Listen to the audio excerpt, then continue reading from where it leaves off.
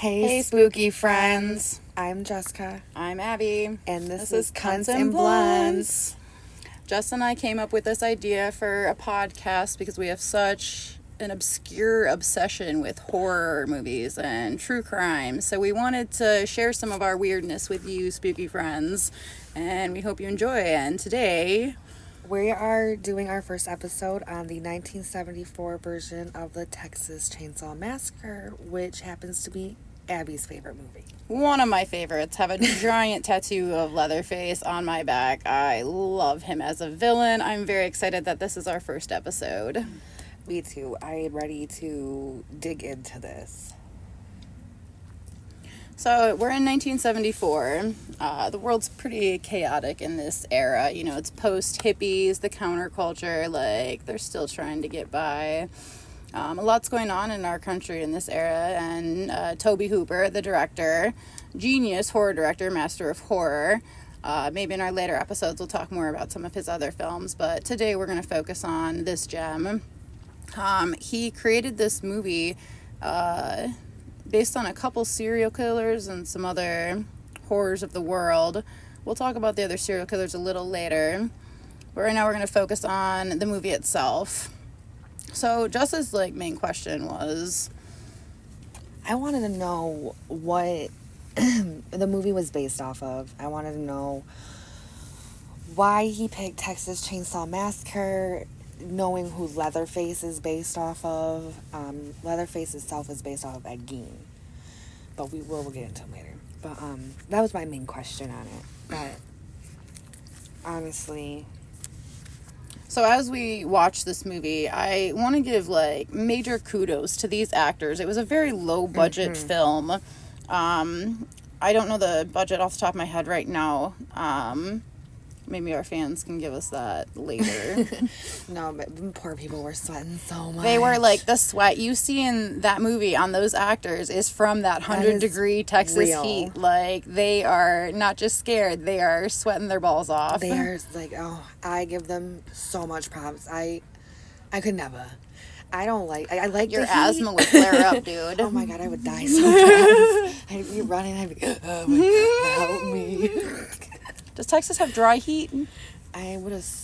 Are they humid? I don't know. That's a good question. Because that would make a difference with your maybe, asthma. Maybe we'll get a Texas fan and they'll tell us. Yes. That'd be quite interesting. We want to know that. Yes. The acting and the movie, I thought was really interesting because it's a good movie. I mean, don't get me wrong, but for low budget, the terror that these actors administered was fantastic in my opinion. I really like the terror that you see on screen in this film. The eyeballs are scared. But what I want to know is, why are they walking into someone's house, bro, when they're not answering the door? The first victim we have in this movie, it's the gentleman, blanking on his name right now. He has the curly fro, because we're in the 70s, so he's got the curly fro and the bell bottoms. But he walks right into Leatherface's house on knock 2, come on guys, where are you? You're playing jokes on me. No, Leatherface comes out swinging a fucking hammer. Welcome to Texas, motherfuckers. We don't walk into people's houses. No. And actually that scene right there that we're talking about is one of my favorites in the film, because when his body drops, he actually goes into kind of a seizure, and I think that's very visceral in filming when you're watching a horror movie, things that could really happen in real life. I appreciate directors that pay fine attention to detail like that. Yes. The man just got hit with a sledgehammer. No, seriously. That's gonna take you out. Yes, that's gonna take you right out. You know, I like how in the beginning of the movie when they come across the brother, the hitchhiker, and he gets in there and he's acting he's the weird guy and all, but it really caught me off guard because I wasn't expecting him to I thought it was just a random part of the movie. Like a hitchhiker? Yeah, okay. I just thought it was a setup. Yeah. I was not for that plot line, but I just thought it was a random this is just a little crazy person, you might come across, don't do that, don't pick up hitchhikers. I thought that might be a warning.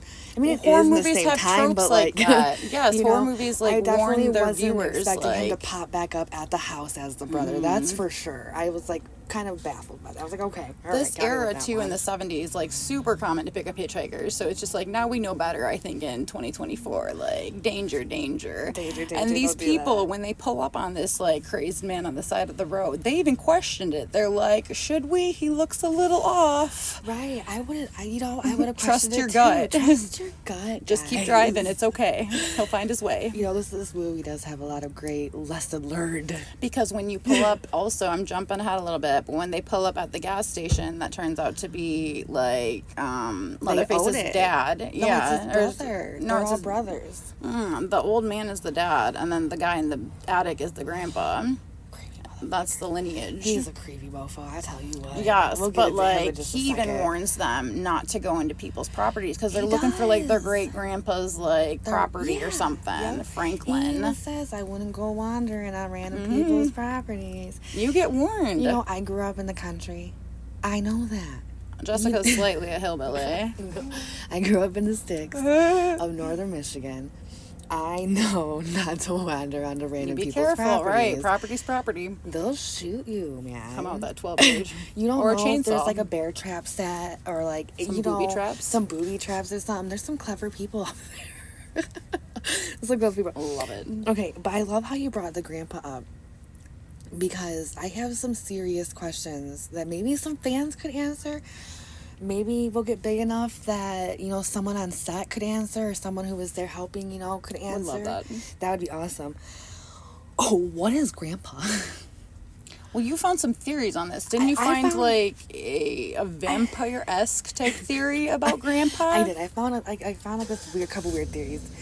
But the one that like okay, here's one was he drinks blood because it keeps him alive. They say it keeps him alive. He's like over 100 or something. Yeah, he's really, really old. And Grandpa, he's a super. Now I can't pronounce this really well. A super centenarian. He's a butcher. Okay. Okay. And He was a farm. Yeah. I didn't know that word He's either. a slaughter man, Okay. and he was a mass murderer. Still, the mass family lineage murderer. here. Like, Yeah, you so understand, it's like, I love it's knowing going the down the background line. of a villain, you know, and you know why Leatherface is because Yeah. he's been bred into this. Yes, he was bred into this. Yes. And oh my gosh, just Again, we're outside, spooky friends, and my porch light just went off, so Jess is doing jumping jacks real quick. so gosh, it was just he's a crazy old bat. Just I couldn't when I dug pretty deep into this stuff, and you know, crazy old bat. I just in the other movies, like he's portrayed as like like I said, the blood. They feed him blood and it keeps him alive. And They do that in the second one, too. Yeah, Grandpa it's- makes an appearance. Yeah, and it's so yeah, he was an interesting character in it because I still don't understand why he was like I understand like the back pot of it, like the backstory of it, but like I really just what was the point of a blood-sucking grandpa? Like, I really want to know the backstory behind that one. I think it just makes it a little more chilling to show, again, like, the generations that have, like, you know, instilled this behavior into Leatherface and his brother now. You know, and hopefully they never procreate. I haven't seen that in any of the films. Leatherface has a daughter later on. Oh, that's right, in from the a woman next that he generation raised, one. Yes. That's right. They switch up the timeline Yeah, and they stuff. switch You up the can find that timeline and online. stuff. I've seen that before, and I Yeah. should have. Nope, I seen that. Yeah. It was interesting to read that one. I was like, huh. Totally forgot But it was about from that someone, one. a woman Sorry, that I'm a he little high had right now, kidnapped folks. and raped. And she stayed there and raised the kids and stuff. Pretty sure that's how the movie went. Or they killed her. One of the two. I haven't watched I remember that them one in a long fighting. time. I thought they fought. I don't know. We should do an episode on that too, so we don't sound like We can do, jackasses insulting yeah. the franchise. We can totally do I'm such a fan, y'all, We and are I'm a big fans. bumbling fool right now. I like my old school horror though. In my defense, So I have a question. Which character on there would you think is the most annoying? like who I want to kill first. Who is the most annoying? Franklin. Why? Let me say this again. Franklin. Sally. Oh my God, Franklin. I have a huge respect that he had some barriers in the film, being in a wheelchair, okay, and it was not powered or anything, and he's trying to get through the brush in Texas. I am definitely impressed that he made it to the second. He's the second to last die, yeah. And then Very, Sally's like, the final girl. Yeah, and Sally's one that makes it out. Mm-hmm. You know, but Franklin, like, just his voice sends, like, shivers up my spine. It's like nails on a chalkboard. I don't know what it is about him, but he just drives me crazy. I don't know, but he did amazing acting. He did pretty good. I don't even know if he's really paraplegic, so kudos to him. I just know he did pretty good. And I do feel bad for him because, like, when they were exploring, like, the old house and everything, he's stuck downstairs, you know, and he's just, like, he wants to have a good time, too. He's in his 20s, just like them. They're going to see a concert. Like, they're going to have fun. Right. And, like, he's in a fucking wheelchair. Like, that sucks. I'd be pissed, too. You guys. I know. I'm just being cunts and blunts right now. That's okay, because I thought Sally was fucking annoying. See, and I love Sally. She's my favorite final girl. Listen, I get that she was the final girl. She's the one that made it out, but... Dude, the terror in her eyes when she's sitting in that, like, corpse chair, dude. Do you remember that scene? Yes. She's tied up. She's seeing the family for the first time. Mm-hmm. Grandpa's been brought down. Like, her eyeballs are just, like... That's just fantastic acting, in my opinion. I think horror actors need a lot more, like, respect in the academy. Yeah, but listen, she would have just kept her fucking mouth shut. I know. She was a screamer. She's a screamer. And she would have just kept her she fucking flailed mouth when shut. she ran. I'm doing kind of like windmill arms right now, everyone. She was flailing, her arms. just trying her hardest to get out of there. But she did it. So good job, girl. Oh, my God. Covered in blood. She did good. Hell yeah. Okay. Another notable kill that I want to circle back to, we kind of got off track for a second. The second kill in the movie, the girl who's wearing the red halter top and the shorts. It's a very cute outfit. I love it. Again, sorry that we didn't write down the names. Don't judge us. If you've watched, I can give you the full body description of these human beings. Like, that's how many times I've watched this movie. I'm just really bad with names. I'm sorry, folks. And we're kind of high right now. We got 4 blunts ahead of us, y'all. 4 blunts. So stay tuned. Stay tuned. Anyway, so she's the girl in the red halter with the cute shorts. She's the second to go in the house. Again, just knocking. Where's my boyfriend? He just disappeared. For real, yes. She's the astrology chick who kept reading all the astrology books. So yeah, she goes in and she falls into Leatherface's living room. And that's where you see some of, again, the true horror of, like, kind of what the police saw when they went into Ed Gein's house, probably. Yeah. Like, bones everywhere, feathers, like, the way shit made out of furniture. The way that it was described, how the cops felt and their emotions, it was heart-wrenching. You probably had veterans throwing up outside. Yeah, well, like, that's going to make a veteran man throw up. Well, they went there initially because I think it was the second woman that he killed. They went in there. He had said that she's on his farm. And they were like, that's an odd thing to say, Ed. They got a warrant or something. Yeah, so they went to his house, and when they went in, she was hanging. In the barn, right? No, it was in the kitchen. In the kitchen, okay. In the kitchen, and she was being drained of her blood, and one of the cops had bumped into her.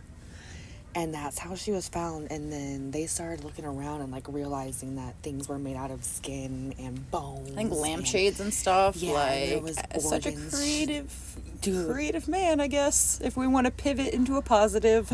He had, like, and I'm sorry, this is TMI, but he had, like, women's clitorises and shit. It was just... His mom messed him up. We're going to dive deeper into Mr. Gein here in a second. But again, notable death is when this girl is discovering all this, and then she finally runs into a Leatherface, and he hooks her.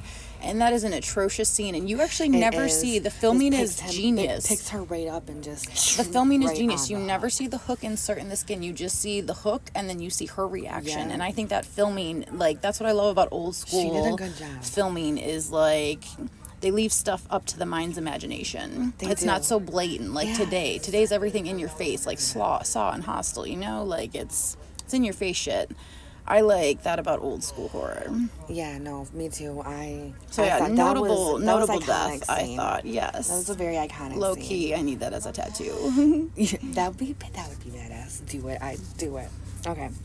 So I wanna get into the origin of the movie. Okay, I wanna get into why Tobe Hooper made this movie. Hooper. Tobe Yeah, Hooper. Tobe Hooper made this movie. Sorry, guys. You're good. So this movie is based off of Ed Gein. Oh, you guys might hear a helicopter in a second. We're outside and we kind of live in the hood.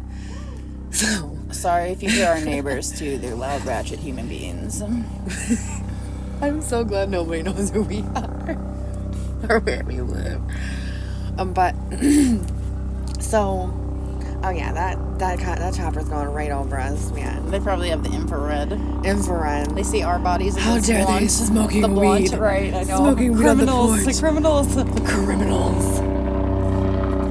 And they're just cruising. Okay. Pretty low. Sorry, that's loud, y'all. That's louder than we've been. And we were not expecting that. Bum, bum, bum, bum, bum, bum, bum. Here's some music.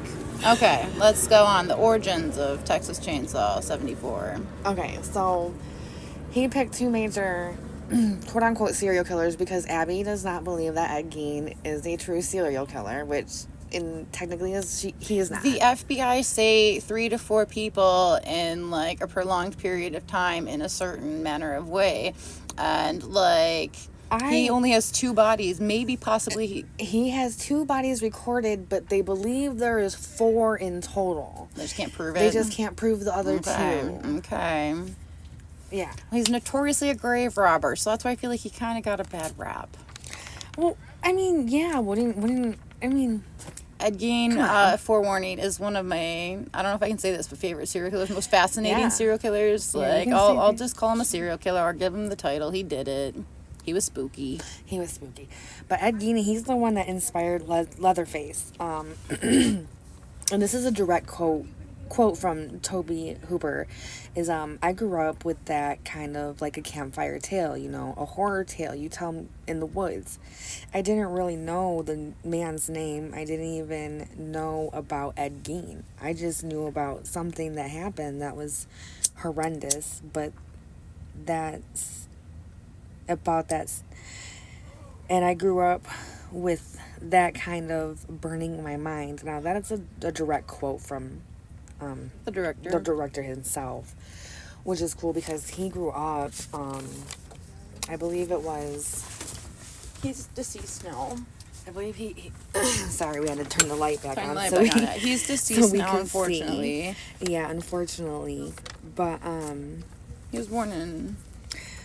was born in January of 1943, and he died of August 2017, sadly. Like, it wasn't too long ago. Right, yeah.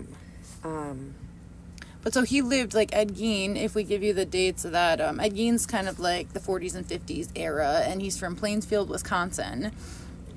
Ed more Gein history grew about up Mr. visiting Gein. Wisconsin. That's what I was trying to get to. I'm Tobe sorry, Hooper guys. visited Wisconsin. Tobe Hooper. Got you.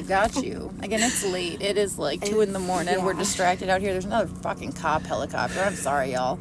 That might be a medicopter. I really hope you guys don't hate our podcast because of. We can only improve, okay? This is our rock bottom. We can only improve. Yes. Just kidding. Okay, so Tobe Hooper grew up visiting Wisconsin, visiting his family that lived not too far from Plainfield, where Ed Gein lived. The murders, yeah. Yeah, so they grew up, like he said, he grew Hearing up those stories, hearing the stories and the horrors The of it. boogeyman almost. Yeah, it was like the boogeyman of them.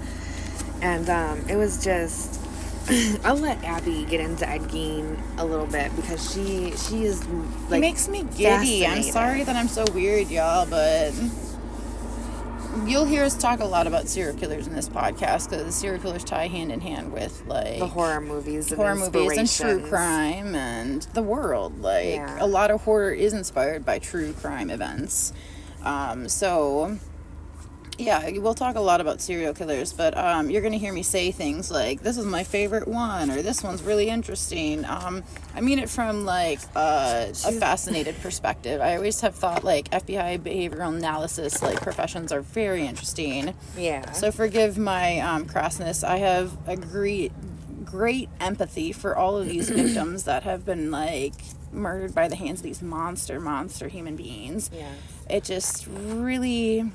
Maybe one day we'll do, like, a podcast that, like, reads the victims' backstory. Right. Yeah, we can do To that. honor the victims. Yeah, to honor the victims. It just gets my blood boiling to hear some of these atrocious things and to be Right. like, a human being did that, you know? I don't know. Right. I'm sure some people can understand where I'm coming from. So Ed Gein, the butcher of Plainsfield. Again, he's a murderer and fella. a grave Interesting robber, fella. which I think is an interesting hobby. His two victims, Bernice Warden and Mary Hogan, about 58 and 57, a little older in age than, like, I feel like the average murdered serial killer victim, like, Yeah, older. he was going for women who, like, mostly reminded him of his mom in certain aspects. So he's got but some mommy issues. very bad mommy issues. And when he, like, realized that they were also not like his mom is when, like, he, like, started to despise them and ended up killing them. It's messed up. And then, so this can't be proven or hasn't been proven yet. I don't know if there is modern technology to, like, disprove this yet, but the police believe that he did kill his brother Henry also.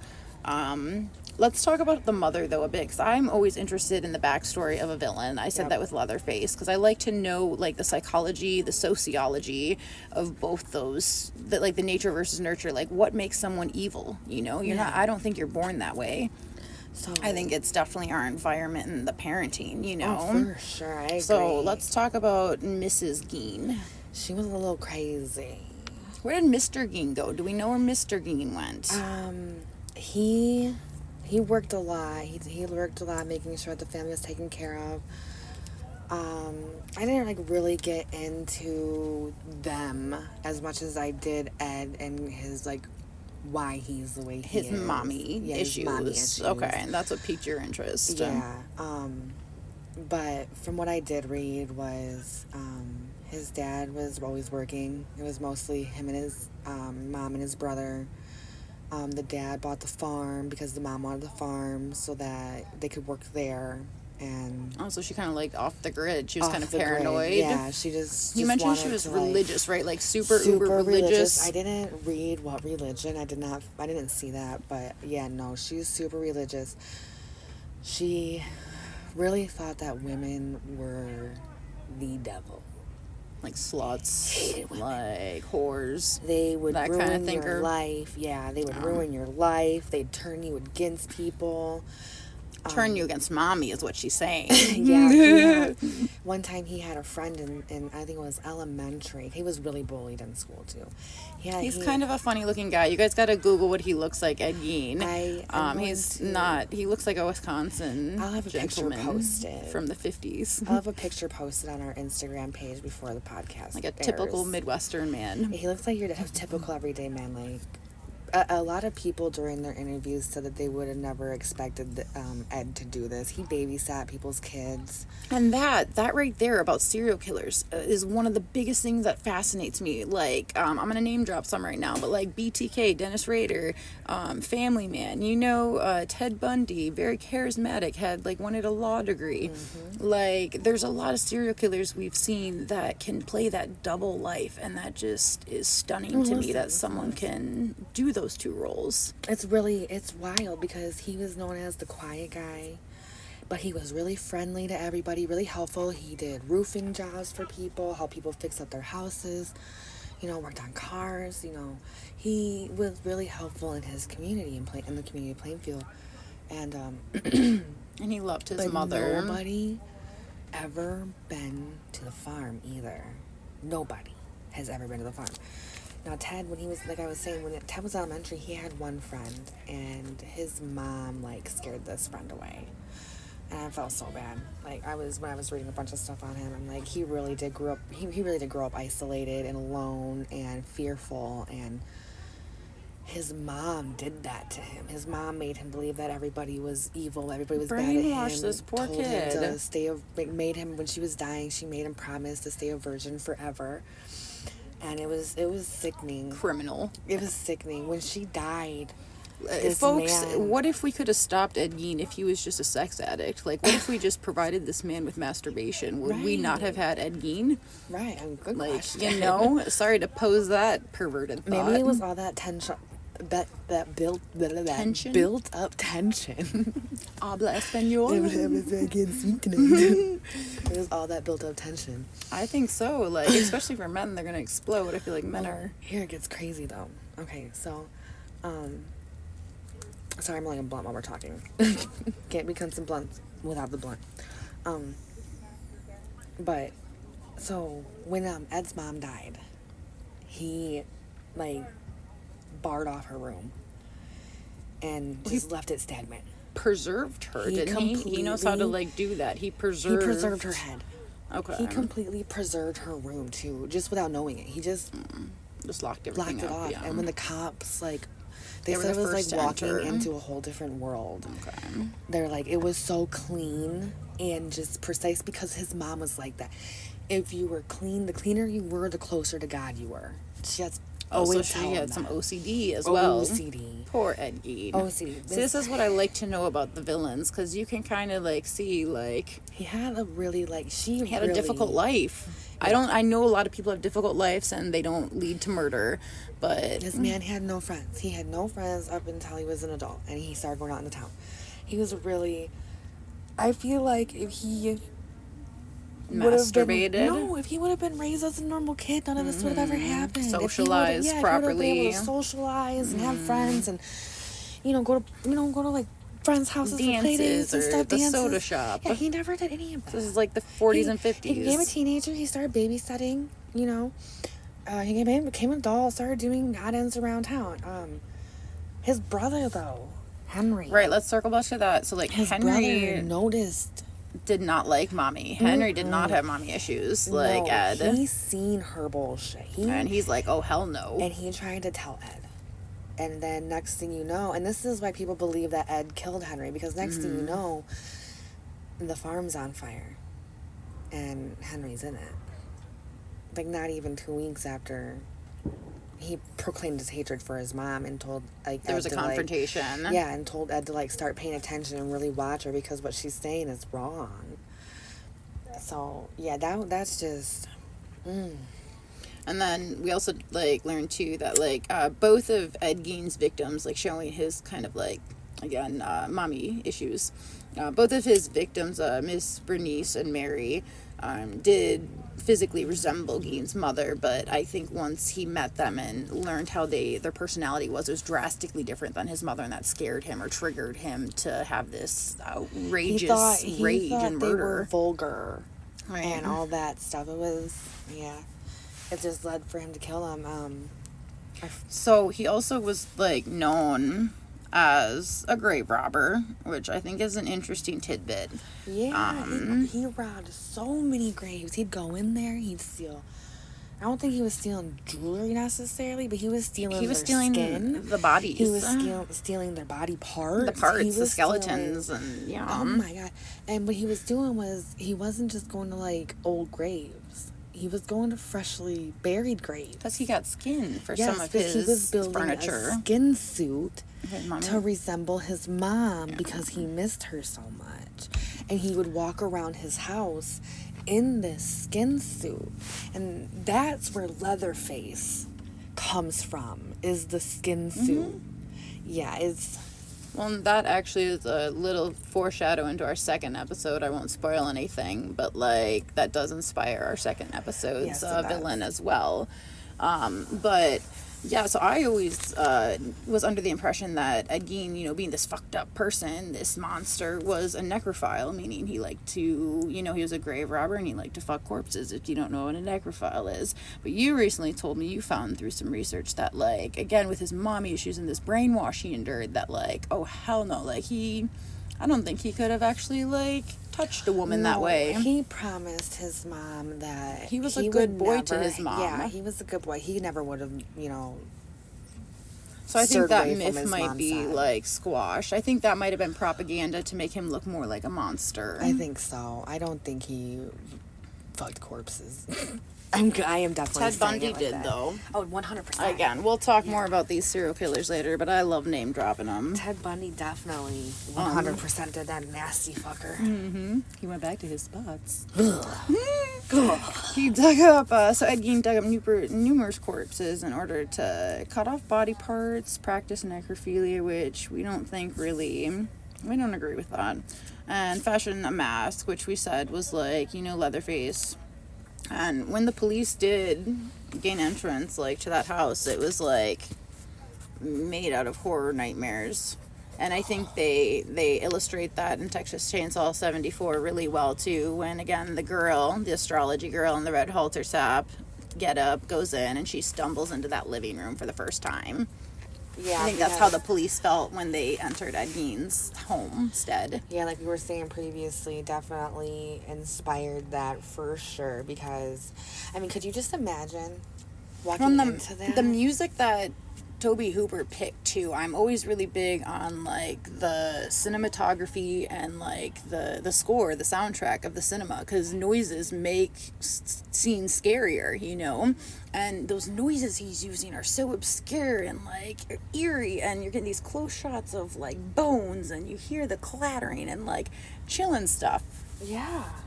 I geek out over this movie, you guys. Sorry. You do. I love it. It's okay. I'm excited to see how future episodes go too. Because I know Abby really loves her horror. Maybe we'll get into her tattoos. And we'll post pictures of her tattoos. Yeah, maybe into some pictures. I got some wild stuff on my body. More to come. With Ed Gein, he was convicted of his killing with Bernice. He was charged for first-degree murder. Do we know what year? I like to know the eras. 1968. He was 68. Okay. Yeah, So we were talking like the 50s, kind of. Yeah. In Wisconsin, so still very old school. Yeah, because he was. He died in the 80s, though, which surprised me. I thought he died sooner. So I'm pretty sure Bernice was the second killer. She was the hardware store owner. She's the one where Ed went in and just shot her in the back of the head with one of their guns. And he's the one that he was walking around saying that, yeah, she's at my house. Talk about how Mary died, because we were talking about this when we were prepping for the show. You said when the police walked into the house, she was hanging in the kitchen. But we don't know how Mary died. Okay. Yeah, she was just hanging in the kitchen. Yeah. Okay. But yeah, he was draining her, so he was preparing her maybe for the suit. I think I had the names mixed up. It was Bernice that they seen draining, because that's who because Mary I think was like a couple. Oh, was the shop owner? No, Mary was the tavern. She ran the tavern. Okay. And yeah, I had them mixed up. It was Bernice that they found. Damn chopper. Another plane. Again, sorry y'all, we're in the hood, so there's a lot of activity out at almost 2 in the fucking morning. God damn. Go to sleep. That's what I'm saying. So, yeah, I had it mixed up. So it was Bernice when the cops walked in. It was Bernice that was hanging in the kitchen. They seen hanging up in the kitchen. And chilling scene if you can try to image that. But they did did find Mary's remains on the farm. Okay. So that's how they got with him. Yeah. Got her with him too. So he did go to court. But he said that Bernice was at the farm when the cops were questioning about her missing. Yeah. Everyone was like, well, Ed was at the shop blast. And so and I was like, yeah, she was at the farm. She's hanging out at the farm. And the cops were like, and then he had mentioned something about her. She's dead. He must have been like delusional or something, like kind of like a drunk off the killing. Because I feel like that happens. That has to alter your brain a bit when you murder someone. He didn't have like guilt or anything. He was just like nonchalant about it, dude. Kind of in a state of shock, maybe, of what he did. I don't know. Do you think he has that capacity? I'm not sure. He was like. And I like to put myself in other people's shoes and pick their brain. His brain was so much different, dude. So much different. It's just the way it worked. Nasty fucking shit. He didn't show remorse. He was declared insane at the time of the killings and stuff. And it's just... He was an interesting man. you know, and then they did say, I did say he was 3 to 4. That people think it was more than just the 2. So his brother, So, like, he is a serial Mary killer. and I should Bernice, cut him some slack. and then listen, they want to say, I heard somewhere that there was a 15-year-old girl that he killed too, but I didn't get her name or much info on that one. Okay. But they can't pin it on him. But they did Sometimes say that they found the remains of a woman younger than 20 in his yard. Okay. So it could be her. Sometimes remains. police like to add on cases, I feel like, with serial killers. Not cutting serial killers any credit, but for the time and stuff, police can do, like, sneaky stuff. You said it was found on the property, so it's a little suspicious. What's going on? A little suspicious. So he died in 84, though.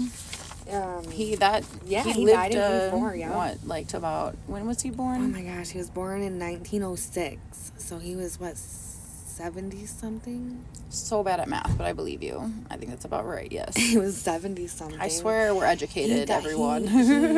He didn't go to jail. He got put in mental asylum. So he had a cushy... mental asylum, basically. Cushy life. Yeah, basically. But he's wearing the grippy stacks. Yep, he's who inspired Leatherface. Now, my next question was, why was it Texas when... It's Plainfield, Wisconsin. When it's Plainfield, Wisconsin for a gang with Leatherface. And I've drove through Wisconsin a lot, and like those back roads, like I can envision Leatherface coming out, like, what you doing on my land? Yeah, that's totally not a Wisconsin accent. Sorry, everyone. So I did some more digging into why Tobe wanted Texas, and I come up with Dean Corll. Or Dean Corll, I mean. Corll, yeah. Yeah, Corll. And he is the Candyman of the Houston mass murderers from 1970 to 1973. He killed only 3 years of terror. 3 years of terror. Good job, police. You got him. In those 3 years of terror, he killed about 28 young men. What kind of age are we talking about here? 28 young men. What's an age range here? Aging 13 to 20. Loud ass fucking bike. Loud ass bike. We'll have our studio set up soon, I promise. Just bear with us, folks. We can only improve from here. We're like shooting stars. So repeat the age again, because it was the loud ass bike. Aging 13 to 20. So really young children, babies. Yeah, and he didn't only just kill them. He raped them. Tortured them. Tortured their fucking innocent souls. It was disturbing. It was a minimum of 28 teenage boys and young men. So there could have been more, or there could have been less. But we're going with 28. Yeah. That's what the papers are saying. He had 2 accomplices, yes. And they were young too. They were 17 and 18. Elmer Henley was 17. David Brooks, 18. I didn't get much on them. I know Henley and Brooks got sentenced to life. How did they play? Let's backtrack real quick. How did they play a part though in so they were his accomplices? Because that's young too. Those are babies too in my mind. They lured these boys. Okay, so they helped him, right? Yeah, you said accomplices. Yes, okay. The boys. Let me back up. The boys are called the Lost Boys. The 13 to 20. The victims. The victims are called the Lost Boys. I think that's appropriate. So Elmer and David would lure them with false of money and false hope of money and work. Again, and stuff like that. This era, we have a lot of runaways still in the 70s. You know, that's still kind of exiting the counterculture. So you got kids that are runaways and they're just easy targets. It's so sad. Streetwalkers, prostitution, and children runaways, victims. Dean Corll would pay. They would pay him. He'd pay, Henley and Brooks per victim. Not just it was $200 per victim. He'd pay them. That's a lot of money in the 70s. Right. $200 per victim. 17, 18, and you're handed 200 cash. Yeah, 28 boys. Oh my gosh, do the math. A lot of money. And money talks. When you're young, you think you know everything. You're such an adult, but no, look what you gotten yourself wound up in. Yeah, I'm pretty 28 young boys. 28. I'm pretty sure what had happened was Dean, I think he went after Henley, and Henley killed him. So Dean never saw his day in court, is what you're saying? No. Okay. Well, I almost prefer that he got a taste of his own medicine. I think he did start going to court because he was a sex offender. Very classy. That, I mean, knowing the age of his victims, that should have been the biggest red flag. But yes, he's a sex criminal offender. Sex offender. So I'm pretty sure he was registered and listed at the time too. But that just shows like the broken system we have. You know, this is a registered sex offender. I know it's the 70s, so they're probably just starting out the registry and shit. You know, maybe, but like he got away with 28 children. 28. I'm gonna keep repeating that because that's a big number, you guys. Like me and Jessica both got babies. Like I get emotional over mom stuff. We do. It's sad. So Helmer. Helmer. Oh, blah, blah, blah, blah. Elmer. The 17-year-old, the young one, is the one who ended Coral's life.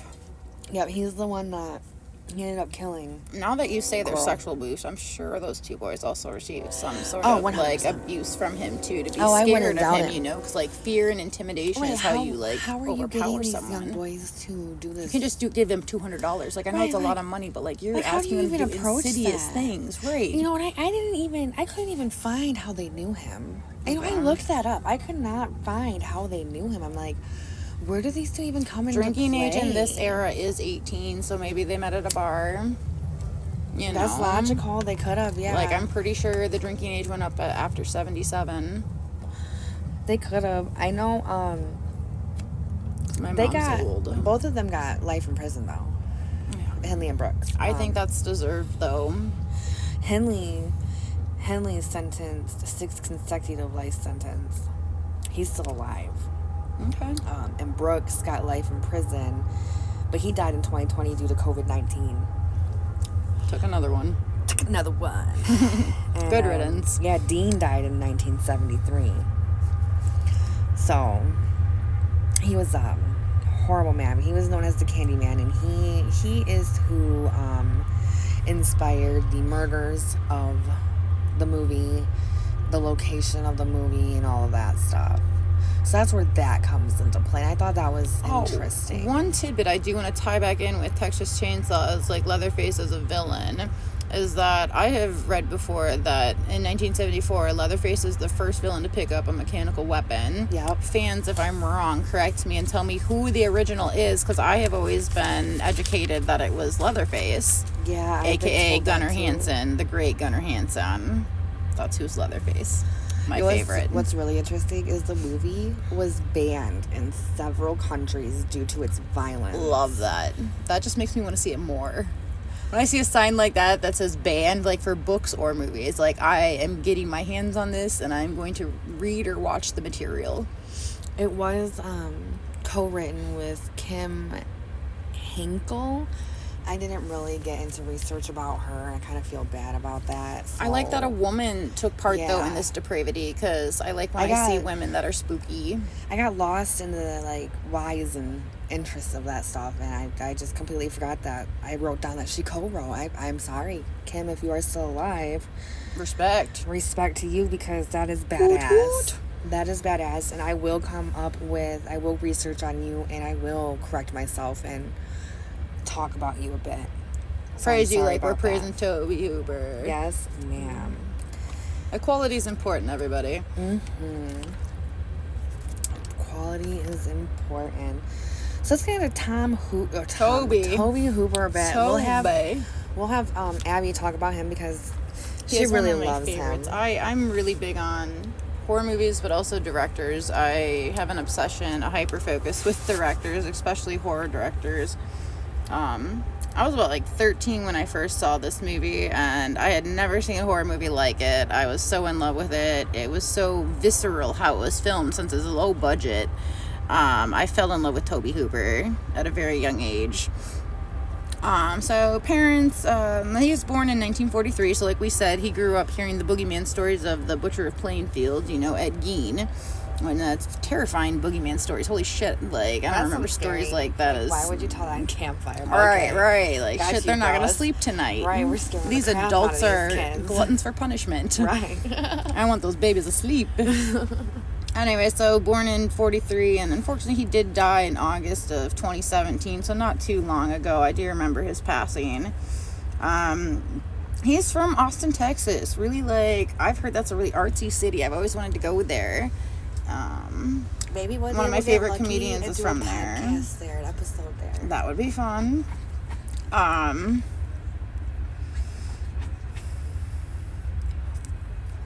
He is quoted as, changing, sorry, I was taking a hit off the blunt, you guys.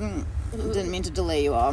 He's changed horror as we know it. Like I said, he put a chainsaw in his villain's hand, which was like the first mechanical weapon used. And when we see in the 80s, you know, the slasher movies like Freddy and Jason, or in the late 70s, blades. Michael. It's blades, yeah, it's slashers, you know. And I respect Leatherface because he has a fucking chainsaw, and he's a big guy, so he has some endurance to be chasing after these teenagers. That's what I respect. Like, that. He's probably like man with a chainsaw 6'4", 6'5", 300 pounds, like country man. And he's got all leather on, and he's got a fucking mask, a human flesh mask on. He was fucking sweaty. Oh yeah, poor Gunnar Hansen. I'm surprised he didn't die of a heat stroke, honestly. For real. Because that's not like stilts or anything. That is that man. He was a big man.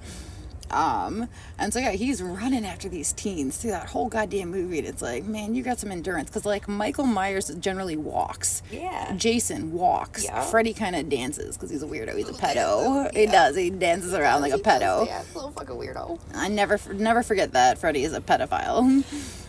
Anyway, but yeah, Leatherface is like, I just think a really badass villain who carries his own very well, and I think Tobe Hooper illustrated that horror so perfect. We can talk more about some of his other movies too, because he has other notable horror movies. In our later episodes, we want to focus on maybe some directors, since I can talk about directors forever, and Jessica's really good at researching.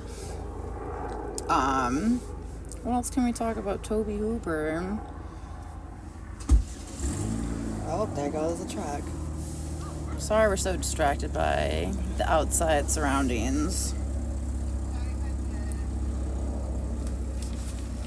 Do we want to cover our, kind of wrap up this episode and talk about the true crime? Yeah, we found could do that. That kind of inspired, that made me think of Leatherface. Not to be too morbid. Okay, so this current true crime event, this actually is taking place right now, 2024. Kind of sad. It's about these two women, Veronica Butler and Jillian Kelly. So sad. Veronica was so young. She's 27. You know, I'm 28. That's young still. All right, just starting life. And Jillian was 39. And, you know, she was really innocent in the whole thing. She was, so a little backtrack. Veronica was going through a nasty custody battle. And, she was supposed to be on her way to pick her daughter up to go to a birthday party, and Jillian was there to supervise the visitation. And they say that they were lured by the daughter's father's family. So baby daddy's family. And killed. And they buried their bodies in a deep freezer. This, y'all, is what makes me think of Leatherface and Texas Chainsaw Massacre in 1974. Because, like, if you remember, he puts a couple bodies into what I call a body freezer, which is just a deep freezer. I just see the world differently. I'm sorry. Get a peek into my creepy brain. Jessica's creepy brain. They were buried in a deep freezer in a pasture, and they filled it with dirt and concrete. That's just, like, next level, too. No. Like, you really fucking went the extra mile. Like, you fucking cunts. You went the extra fucking mile. These two moms. Both of them were moms? I don't know. I didn't really get much into Jillian. I'm pretty sure she was a mom. If not, so that's heartbreaking. Yeah, that's still heartbreaking. You know, you that's just took two moms from babies. Right. But here's what gets me is the pasture that they were buried on was a friend of, I believe it was the grandma's boyfriend. Cullum is his last name, I believe. And then Adams is the grandma's last name. And it was a friend of Cullum, and he had asked the owner of the farm if he could, it was like cut a tree down or two and bury the stumps. And yeah, and when the farmer found out about that, he let the cops go and like dig that up. Like, it was really just Atrocious. heartbreaking. The investigators, they referred to the legal back and forth as a problematic custody battle, which began in February of 2019. So, That's a long custody battle, because that's 19 to 24, you said, right? Because this just happened. Or maybe they died in 23 and they're just finding the bodies. They died in April of 24. Okay, sorry if you said that already. Yeah, this happened in April of 24. So this is very recent. This is very sad. Like, babies are still adjusting to this new life without their mom. Yeah, it's... Do we know any outcome of, like, people being arrested? I always like to hear justice being served, because it doesn't happen often. I'm pretty sure that they are, like, baby daddy and family are in trouble. Yeah, I don't... It was on grandma's property, you said, I'm pretty right? sure it's still ongoing. It was on, her boyfriend's friend's property. Okay. But I'm pretty sure it's still ongoing because there is no cause of death that has been settled yet. So, I mean, that right there tells me that it's still an ongoing case. Imagine trying to get the bodies out of the cement like that. Like, what a nightmare. What a fucking nightmare. You have to do the autopsy. Like, the autopsy is one of the most important parts of the criminal justice process. Like, it's the person's post-mortem voice, in my opinion. Now, here's something that I felt a little weird about this situation. And, you know, I understand why it wasn't reported, because she was a child. But there was, there was 1, 2, 3, 4, 5, 6 people involved in this. It was, Tad Cullum, you know, Tiffany Adams, Cole Twombly, Cora Twombly, and Paul Grissy. Okay. I'm sorry if I pronounced their names wrong. Now, names are challenging. Challenging as hell. Now, Tom and Cora, their teen daughter told investigators that her mother spoke with her about a previous attempt to kill Butler in February. It failed because she didn't leave her house, that the plan was to throw an anvil through Butler's car window. That's a weight, right? Yes. Like, from the Looney Tunes? Yes. Like, okay, am I thinking of the right thing? Yes, like, where the fuck do you get one of those? Dude, the fuck? Where? Like, what? And I'm like, I'm sitting there thinking to myself, why are you telling your teen daughter this? Right. And, like, what? Can a minor not be admissible in court? Like, I'm not... Right. I know they're all arrested. I know they're all sitting in jail. And you said the teen was, like, 17, though, right? They can be treated as an adult. I didn't see how old she was. Okay. No, I didn't see how old she was. But she is the primary. She's not in trouble. Right, because she came forward? She wasn't part of it. She just knows information. Yeah, the mom went and told her this stuff back in February. It was like the mom told her that she had the first attempt to try to kill Butler, Veronica. Mm-hmm. And they were unsuccessful in April, right? Yeah, and then they were successful the second time around. And it's just such a sad case, but no, it fit in because of the freezer. The freezers made me think of Leatherface. Because, like, y'all... I don't call those deep freezers. I call those body freezers whenever I see them. I get excited. I go, you got a body freezer. And people look at me very strange. Not like, Jessica. What? But, yeah, so this story did stand out to me when we were looking over the true crimes, because we want to end our podcast after we talk about a horror movie or a director. We want to finish up with, like, a true crime that's happening, because, again, her and I, like, we read true crime, like, whether it's the internet, a good old book, like, we love true crime. Documentaries on TV. Yes, girl. We startle our boyfriends, bottom line. Oh, yeah, Mitchell is fuck around, find out. Sometimes. He goes, you know, you always want me to sit out and watch TV with you, but I just don't like what you watch. You're always watching weird stuff.